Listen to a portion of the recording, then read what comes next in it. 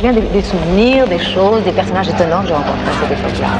يقدم شيء لن يعين Don't let it happen. This little blue spot in our universe. What is the sound of now? Because you don't understand art anyway.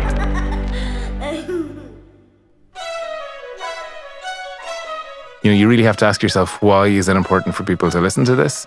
And if it's important for people to listen to it, why do I not want as many people as possible to listen to it? Hello and welcome to Make Art Not War, a podcast in which we talk to amazing artists from all fields and explore how their work resonates within our global society and the world we live in. For our first episode, we're meeting with composer Michael Gallen, who's a rising voice in contemporary Irish music. He was born in a small town right next to the border between the Republic of Ireland and Northern Ireland. I met Michael working with the Orchestre de Bretagne here in France, playing his newly commissioned work for orchestra and folk ensemble Bod on Alltar. It's a pretty ambitious work based on early myths of the creation of Ireland. Devilishly hard to play at first, it's a really interesting and innovative blend of folk music and a wide array of pretty crazy contemporary techniques for all instruments of the symphony orchestra.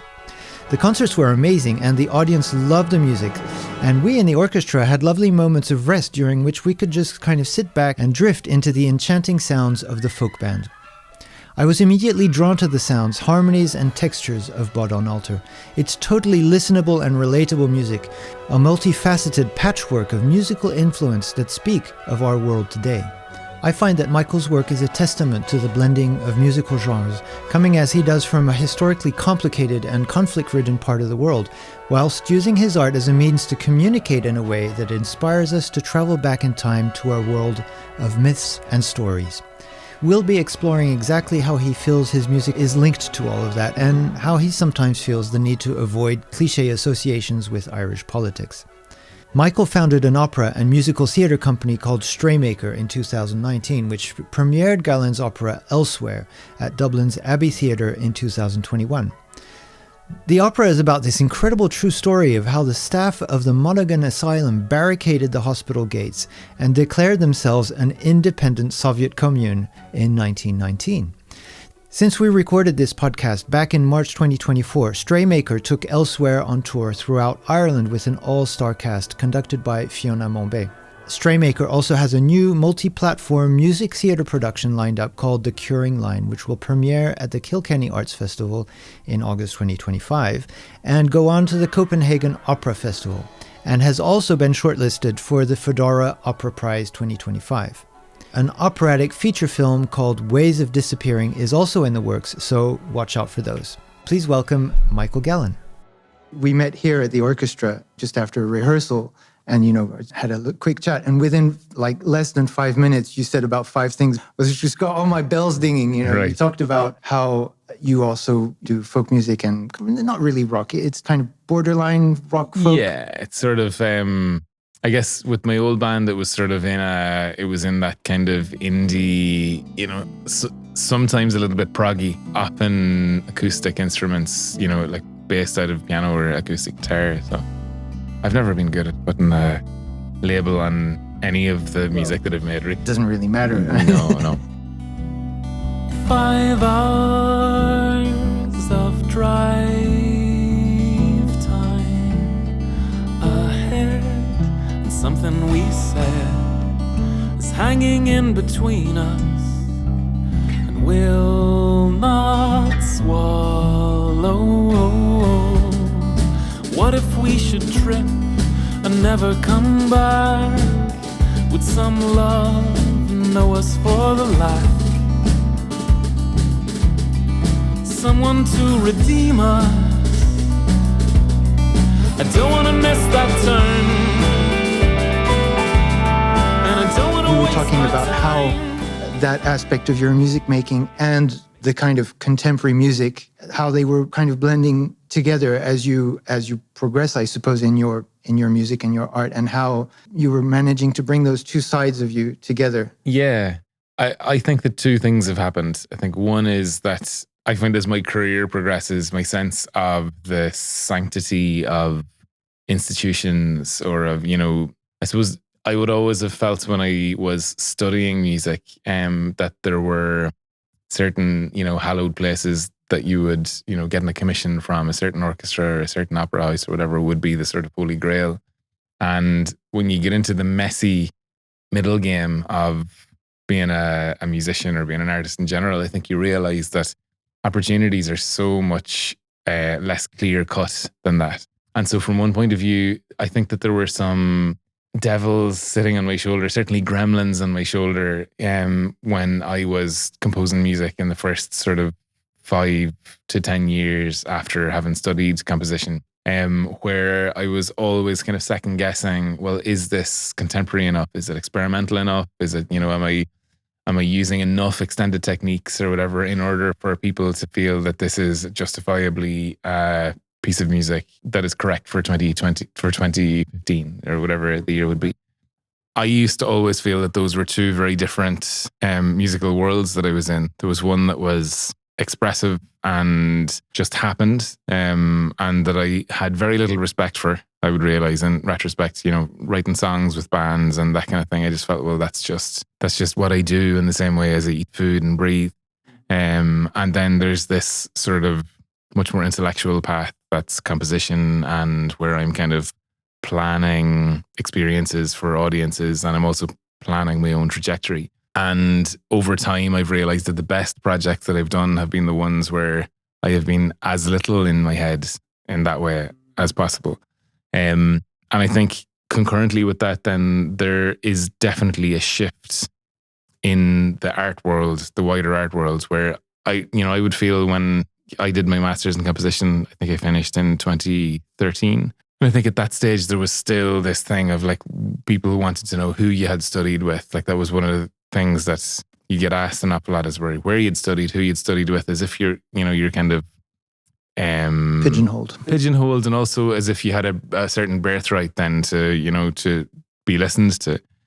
And I've never been really at the center of anything in that way. I've always been drifting on the borders of different styles of music, and just following my gut, in terms of music that interests me. Do you feel like there is pressure to, like in contemporary music, that in order to make it validated as contemporary music, that you need what you said, extended techniques and so on? Because we've had Cage, and we've had Reich, and we've got we've had Arvo Pärt, we've had very sparse music as well, and that's perfectly accepted. I suppose when you get older and you become a peer with the people who would have been your mentors, you can then see what their vested interests are. And I think a lot of the time, there are, certainly in France, Arvo Pärt or Steve Reich or whatever, there in certain circles, there's a bit of a sort of a snobbery about that music. And when you're a student, you can just sometimes pick that up as gospel truth, that, there's a certain validity to the way that Helmut Lachenmann composes that isn't there for Arvo Pärt, and then when you become a fully fledged adult and you understand, that the degree of genius that has to go into simplicity in order for an audience to, to feel something that they haven't felt before. The way I would understand it is that for a long period of time, there was a distrust in Europe, probably coming from a post-war place, of populism and therefore of things that are popular. And so I think that there then within this sort of art music world, that sort of began to flip on its head into a valorizing of, small expert audiences, and the smaller the audience and the more sort of fine their understanding of what they're experiencing is, the higher the art. And I think that that's just not, that sort of had its moment in history, but it's also a very conservative way to think about what art can do. While at the same time, I would say that there is music that exists that I don't like because I feel that it panders too much, and that's definitely something that I don't enjoy as a listening experience. But I do think that if you're not setting out to make an impact when you begin a compositional process, then I kind of feel like, you really have to ask yourself, why is it important for people to listen to this? And if it's important for people to listen to it, why do I not want as many people as possible to listen to it? And then be guided by that into, whatever it is that you make. And I find, it's not, I don't start off every process with this sort of, who's the audience and why do I want to do it? But I certainly have worked hard to rid myself of those sort of negative critical voices that would sort of feel, well, before that you need to sort of second guess all of your musical decisions. And I find that the music that I write now is probably an awful lot more contemporary in a genuine sense, for it being gut felt and for it sort of, just being part of a wider creative voice, that I've been developing.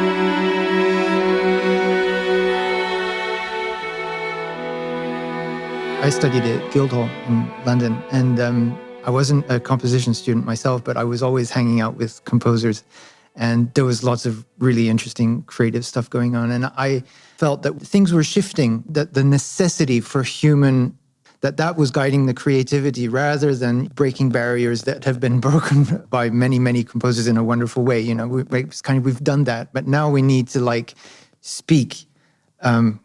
Cross-border, and you've got this whole thing about borders. We had a lot of musicians from Eastern Europe, and there was a lot of that going on. I mean, it was, listenable music, totally. It was quite, really well-crafted, but also totally relatable, even on a first listening. There is a point in the journey that is learning all of the extended techniques and sort of, the beautiful timbres, and unusual timbres that instruments can make outside of what the classical romantic sort of repertoire would have had. But I think that is only a point in the journey towards, and I think ultimately, sometimes it can be forgotten that music is a vehicle that, travels through an auditory sphere, and ultimately what you're trying to get your audience to do is to listen actively and to meet the music at a halfway point. And so there are pieces of music that I respect massively for the experimentation that they've done, the sounds that they've found, at the same time as feeling that they're not necessarily a strong musical experience, for an audience.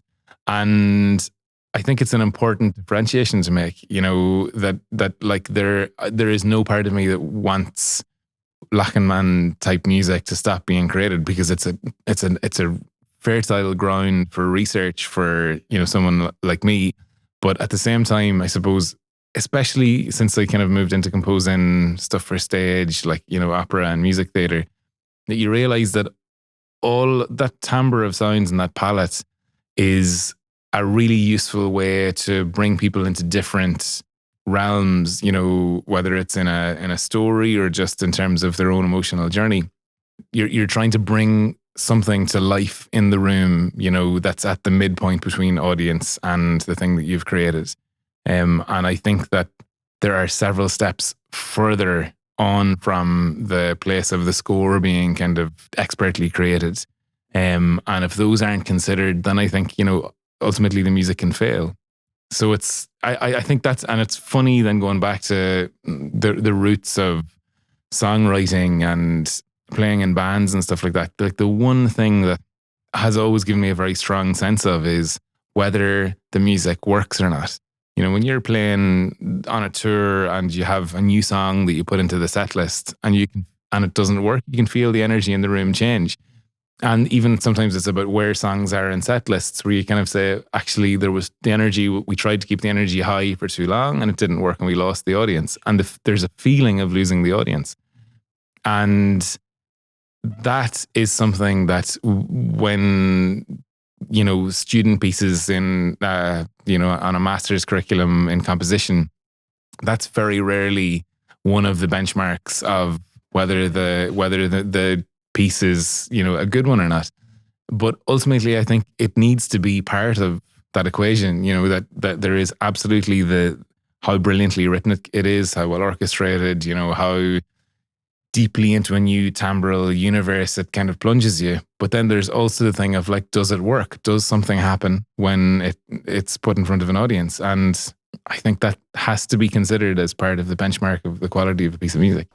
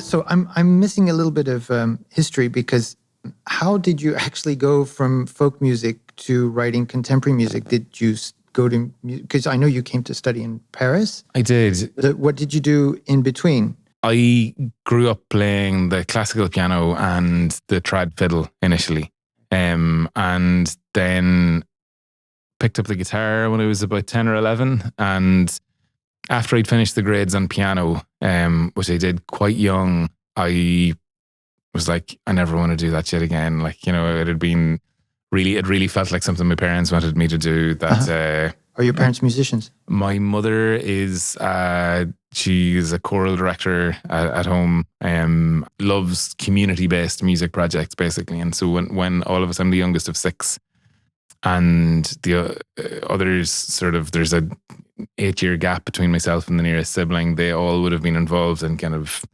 musicals that my mother would have put on in our locality, and then I would have the same. So there was a lot of music around, and my siblings were playing a lot of music at home. So I think I probably got a huge amount of music at a very young age in terms of what they were listening to. When I was a teenager, all I wanted to do was like be in a band, and I started writing songs, started writing instrumental piano pieces. And then I went to do an undergrad in music and English, and I met my bandmates. I did a band called Ana Gog, and that sort of was the main focus for a period. I did a master's in philosophy after I finished the degree. And then during the time of the master's in philosophy, I had received a few commissions to write choral pieces. So my sort of major in my degree was in composition. Right. But this was where? This was at the National University of Ireland in Maynooth.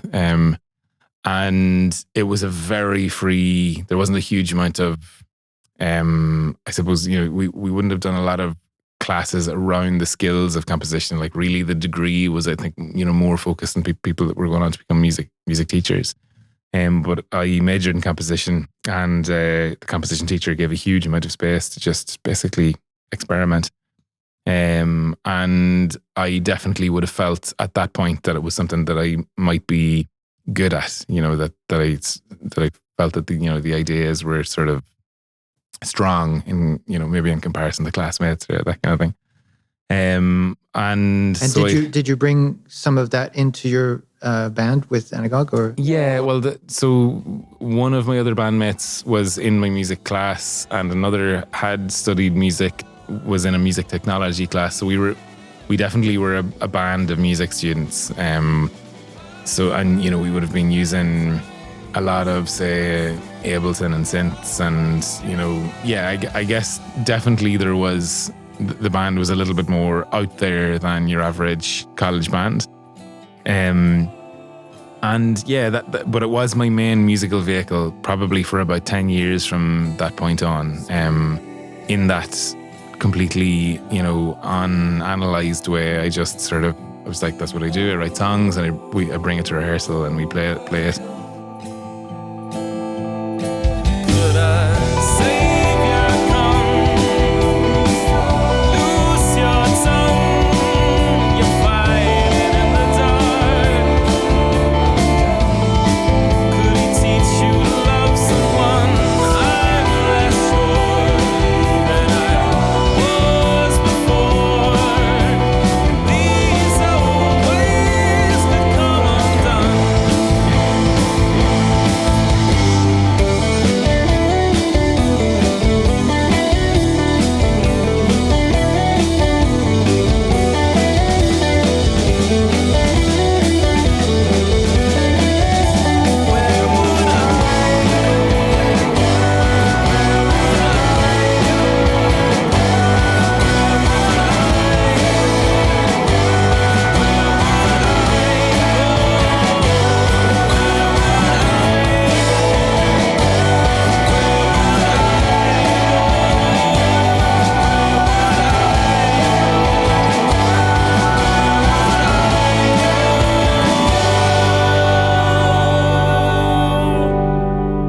I had a year out where I was teaching piano, then I did the Masters in Philosophy, and during the Masters in Philosophy I had a few choral commissions that went well and that I felt, again, okay, this is something that I'm really enjoying doing, but I'd like to be able to dig my teeth into more.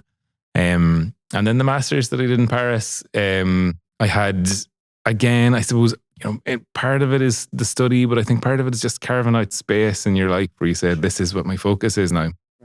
So I was in Paris for 2 years at the Université de Paris 8, and Jose Manuel Lopez was the composition professor. He was great. I discovered a huge amount of spectral music and composer like Sciarrino, who I absolutely adored. And again, had this feeling that I don't think I'd had before of there being a poetic possibility in non-harmonic music. Sure. And feeling that, like, say with somebody like Sciarrino, that the music, even though it's in a totally different universe to the music that I compose, that you can feel that every decision is made with the listening experience in mind and with kind of engaging with the emotional world as well as the intellectual world. And I found that a huge opening. I should say as well, when I was at secondary school, there was a physics teacher who gave me a mini disc of John Adams, Arvo Pärt, and Philip Glass. And I, at the time, I don't think, aside from what was on our school curriculum, the idea of being a composer and alive hadn't really occurred to me. And so I think that, like when I was at college, I, obsessed over Björk and, Radiohead and, anything that sort of was, making me feel things that I wasn't aware I could feel through sound, and all the different modes of storytelling that can be within a song. It was very, very influenced by that.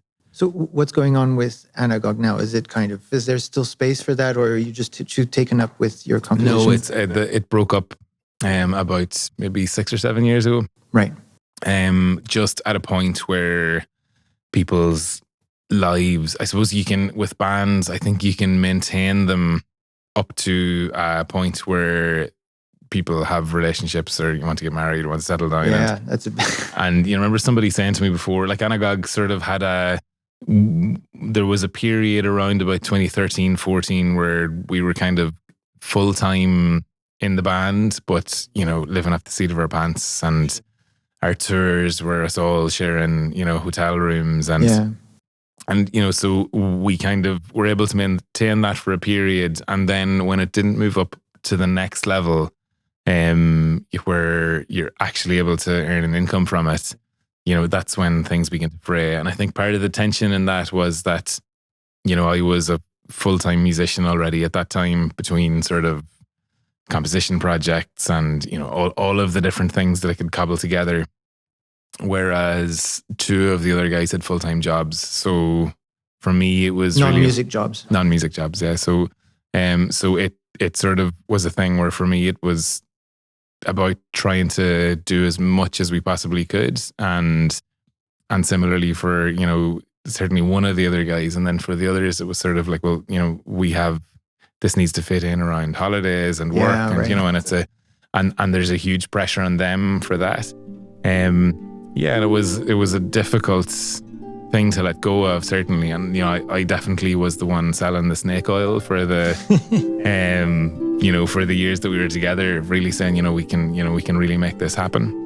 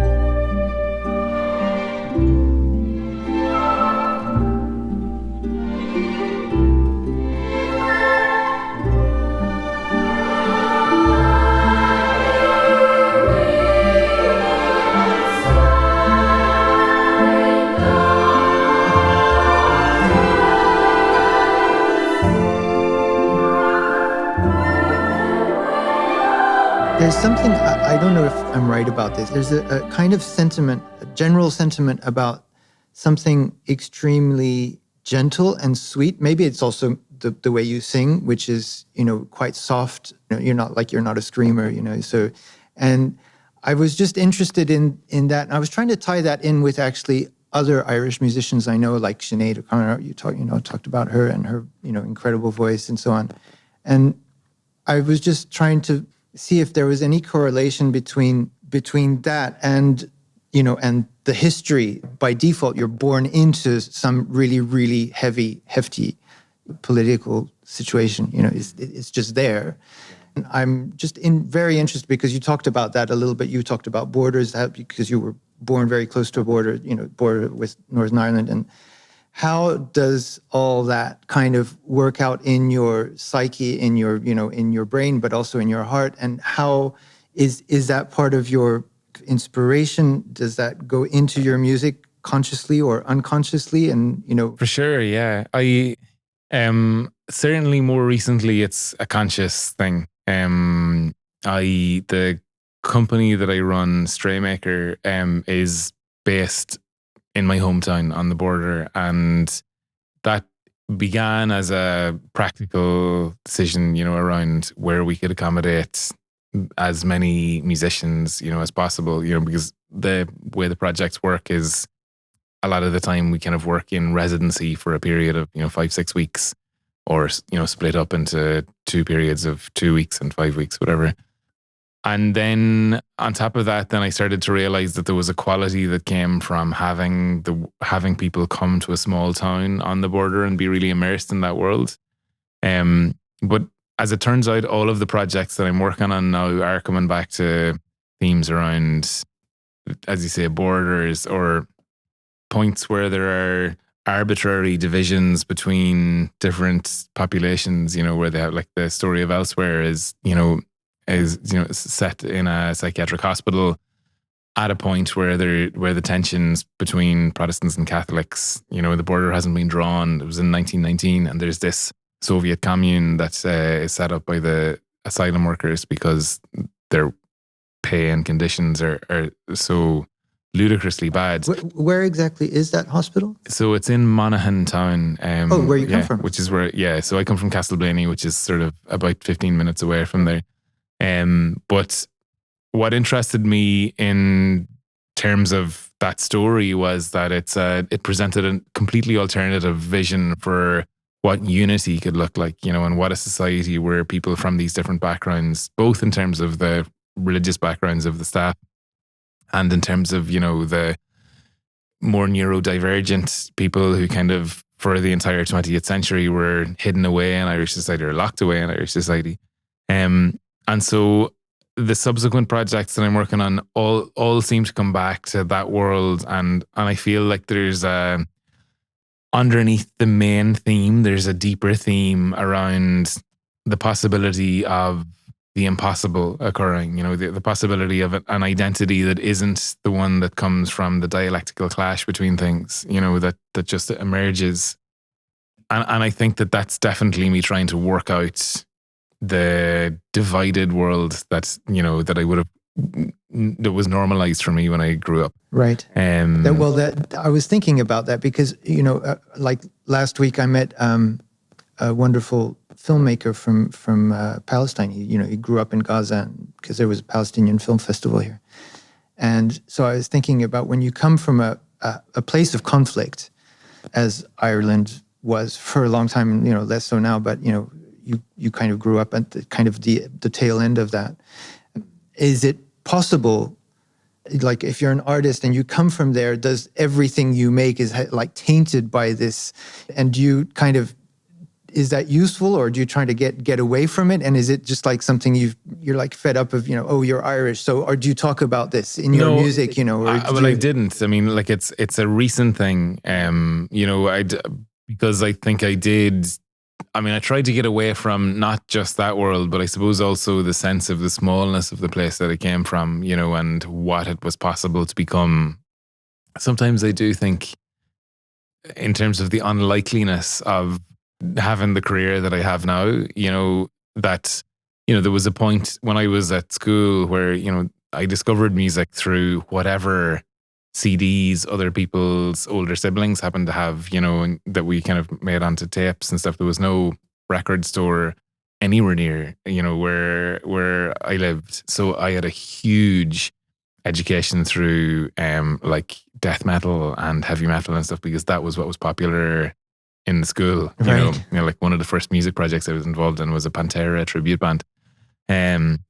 But so I think there was a sense for me that when I kind of moved to Dublin to a small extent, but certainly when I moved abroad, that I was that was where I was going to spread my wings and, find who I was and be international in my outlook and I always was very politically engaged, from once I had a political awareness, it was. You mean outside your music or? No, outside my music. Yeah. Right, I sort of as a teenager, I would have devoured, stories about anything from, sort of Bolivar and kind of Che Guevara. And, I was always very interested in kind of left-wing political movements and in right-wing political movements, in terms of how these kind of things kind of occur in the world, but I never really applied it to home. And then there was just a point where I started finding that the projects that I was interested in making all brought me back to the border again.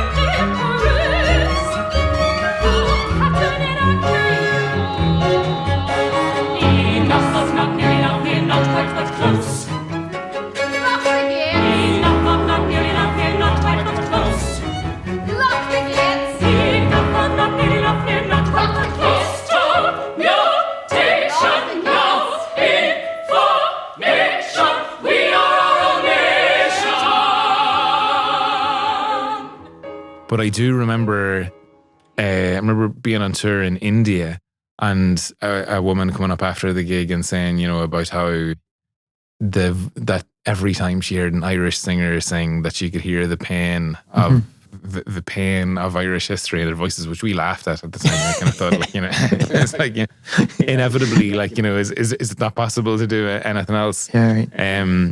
And so, but I do think that there's, you know, all of those experiences, whether they're personal ones or what you're seeing on the news every day, you know, they do become a part of you, and they come out somehow. I think it's the mystery of the artistic process is that you take in all these things, and then there's a sort of a blind period where it's not really clear where the work is coming from or why the work is coming out in the way that it does.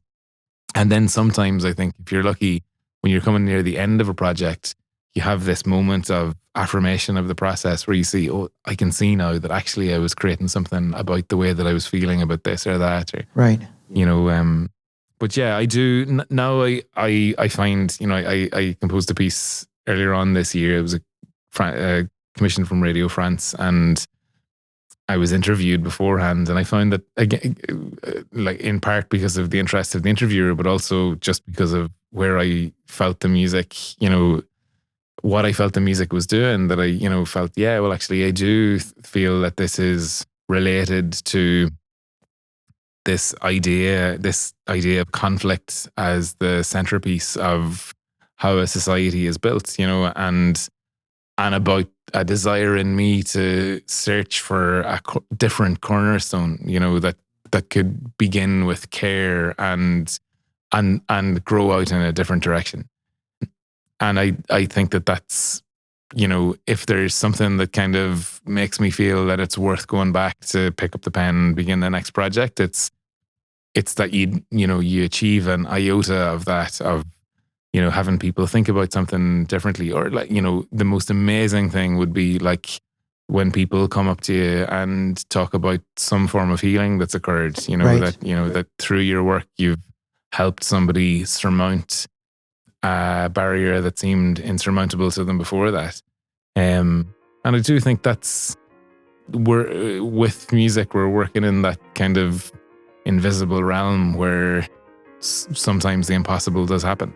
You know, sometimes somebody's sitting in an audience and they feel something in a certain way, and it just opens up a doorway in their lives that they weren't aware was there.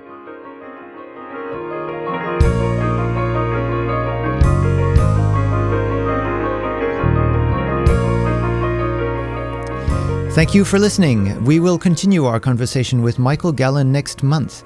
If you enjoyed this episode of Make Art Not War, please don't forget to subscribe and leave a comment. It really, really helps the show grow. And if you'd like to go a step further in supporting the podcast, you can make a contribution at buymeacoffee.com/David Chivers. It's really quick, simple, and every bit helps me bring you more episodes. A video version of Make Art Not War is available on my YouTube channel, which is youtube.com/@DavidChiversMusic. And if you prefer reading, you will find a blog version on my website, which is davidchiversmusic.com. Thank you so much for tuning in, and see you next month.